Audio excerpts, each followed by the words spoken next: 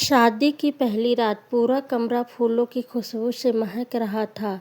दीवारों पे हल्की गुलाबी रोशनी पड़ रही थी। बाहर रिश्तेदारों की हंसी की आवाज़ें अब धीरे धीरे ख़त्म हो चुकी थी। पूरा घर सो चुका था, लेकिन मेरी आंखों में नींद नहीं थी। आज मेरी ज़िंदगी का सबसे खूबसूरत दिन था। जिस लड़की को मैंने पहली नज़र में पसंद किया था, आज वह मेरी पत्नी बन चुकी थी। उसका नाम था शिया। मैं कबीर एक प्राइवेट कंपनी में काम करता था। ज़िंदगी में पहली बार किसी लड़की से इतना प्यार हुआ था। जब शिया का रिश्ता आया था तो मैंने बिना एक पल गंवाए हाँ कर दी थी। वह खूबसूरत थी, लेकिन उसकी खूबसूरती से ज़्यादा उसकी मासूमियत मुझे दीवाना बना गई थी। 2 महीने तक मैं बस उसी के सपने देखा करता था। सोचता था शादी की पहली रात हम घंटों बातें करेंगे, वह शर्माएगी, मैं उसे छेड़ूंगा और हमारी नई ज़िंदगी की शुरुआत होगी। लेकिन किस्मत ने तो मेरे लिए कुछ और ही लिख रखी थी। मैं धीरे धीरे उसके करीब गया। उसका चेहरा घूंघट में छिपा हुआ था। मैंने कांपते हाथों से उसका घूंघट उठाया। वह बेहद खूबसूरत लग रही थी, मगर उसकी आंखों में वो चमक नहीं थी। ऐसा लग रहा था जैसे वह डरी हुई हो। मैं मुस्कुराया, इतना डर क्यों रही हो? अब तो तुम मेरी पत्नी हो। वह कुछ नहीं बोली। मैंने उसका हाथ पकड़ना चाहा, लेकिन उसने तुरंत हाथ पीछे खींच लिया। उसकी उंगलियां कांप रही थी। मैंने सोचा शायद नई शादी है, इसलिए घबरा रही है।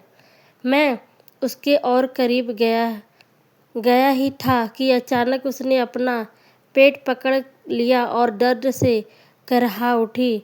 आह प्लीज़, मुझे हाथ मत लगाइए।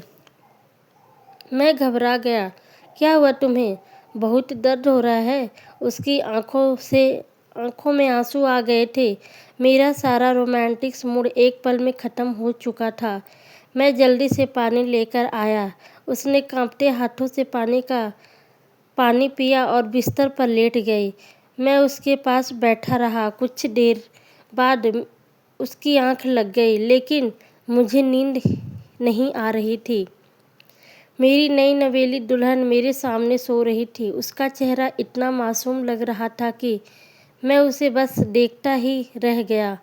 फिर अचानक मेरी नज़र बिस्तर की सफ़ेद चादर पर गई और अगले ही पल मेरी सांस अटक गई।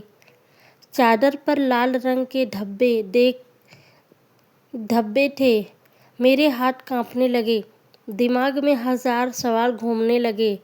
अगर उसने मुझे खुद से दूर रखा तो ये धब्बे कैसे? मैं पूरी रात जागता रहा। सुबह जब मेरी आंख खुली, शिया कमरे में नहीं थी। मैं घबरा कर उठा। तभी वॉशरूम का दरवाज़ा खुला और वह बाहर आई। भीगे बाल, हल्का गुलाबी सूट, चेहरे पर वही मासूमियत। लेकिन अब मेरा दिल बदल चुका था उसके लिए। मैं उसे घूरने लगा। वह मेरी नज़रों से घबरा गई। क्या हुआ? उसने धीरे से पूछा। मैंने कांपती आवाज़ में कहा, ये सब क्या है? मैंने चादर उसकी तरफ कर दी। धब्बे देखकर उसके चेहरे का तो रंग ही उड़ गया। वह डर गई। मैं आपको सब कुछ बता दूंगी, लेकिन अभी नहीं। तो कब? मैं बहुत ज़ोरों से चिल्लाया। बस थोड़ा वक्त दीजिए मुझे। उसकी आंखों से आंसू बहने लगे, मगर उस वक्त मेरा दिल पत्थर का बन चुका था। मेरे अंदर अब शक का जहर पूरी तरह फैल चुका था। उसी समय मेरा छोटा भाई अंश कमरे में आया। उसने हमें देखकर पूछा, भाभी रो क्यों रही हो? मैंने गुस्से में कहा, तुम बिना नॉक किए मेरे कमरे में क्यों आते हो? लेकिन मुझे सबसे ज़्यादा झटका तब लगा जब मैंने देखा कि शिया अंश को देखकर थोड़ा सहज हो गई थी। उस दिन पहली बार मेरे दिल में अपने ही भाई को लेकर बहुत बड़ा शक पैदा हुआ था। दिन गुजरने लगे। सिया घर वालों के सामने हंसती थी, मुस्कुराती थी, सबका ख्याल भी रखती थी, लेकिन रात को मेरे कमरे में आते ही वह बदल जाती थी। कभी सिर दर्द होता था, कभी कमजोरी, तो कभी पेट दर्द, और हर बार मुझसे दूर रहती थी। मैं अंदर ही अंदर टूटता जा रहा था। एक रात मैं पानी लेने उठा तो देखा कि शिया बालकनी में किसी से फ़ोन पर बात कर रही थी। उसकी आवाज़ कांप रही थी। अगर वह फ़ोन में कह रही थी कि अगर कबीर को सच पता चल गया तो वह मुझसे नफ़रत करने लगेंगे। मेरा खून खौल उठा। मैंने झपट कर उसका फ़ोन छीन लिया, लेकिन फ़ोन तो लॉक था। कौन था? मैंने गुस्से में पूछा। वह डर गई और बोली, दीदी थी। मैंने बोला, झूठ। मैंने पहली बार उसे ज़ोर से धक्का दिया। वह ज़मीन पर जा गिरी और अचानक दर्द से चीख उठी। उसकी ऐसी हालत देखकर मैं घबरा गया। तभी उसकी नज़र मेरे पीछे गई और वह सहम गई। मैंने पलट कर देखा, दरवाजे पर मेरा भाई अंश खड़ा था। उसकी आंखों में गुस्सा था। भैया, आपने भाभी पर हाथ कैसे उठाया? उस पल मुझे लगा ज़रूर इन दोनों के बीच कुछ तो है। उस रात मैं घर छोड़कर गुस्से में बाहर चला गया। मेरी तो पूरी दुनिया ही बिखर चुकी थी। जिस लड़की को मैं अपनी ज़िंदगी समझता था, अब उसी लड़की से मुझे नफ़रत होने लगी थी। कुछ दिनों बाद मुझे पता चला कि शिया अब चुपके चुपके अस्पताल जाने लगी है। अब मुझे पूरा यकीन हो चुका था कि वह मुझसे कोई बड़ा सच छिपा रही है। मैंने उसका पीछा किया। वह शहर के एक बड़े अस्पताल में गई और सीधे एक महिला डॉक्टर के कैबिन में चली गई। मैं बाहर खड़ा था। थोड़ी देर बाद नर्स बाहर आई और गलती से एक फ़ाइल मेरे हाथ में पकड़ा दी। उस फाइल पर सिया का नाम लिखा हुआ था। मेरे हाथ कांपने लगे। मैंने फाइल खोली और अगले ही पल मेरे आंखों के सामने जैसे अंधेरा छा गया।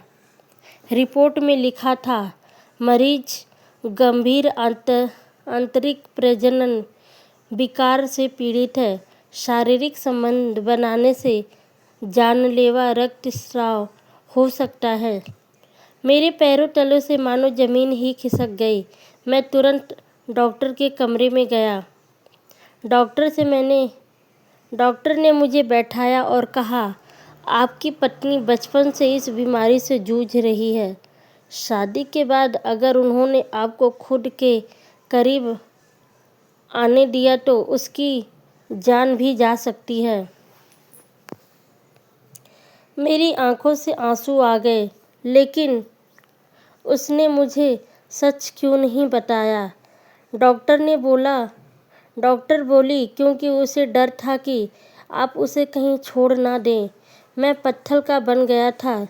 जिस लड़की पर मैं इतना ज़्यादा शक करता रहा, वह तो हर रात दर्द में जी रही थी।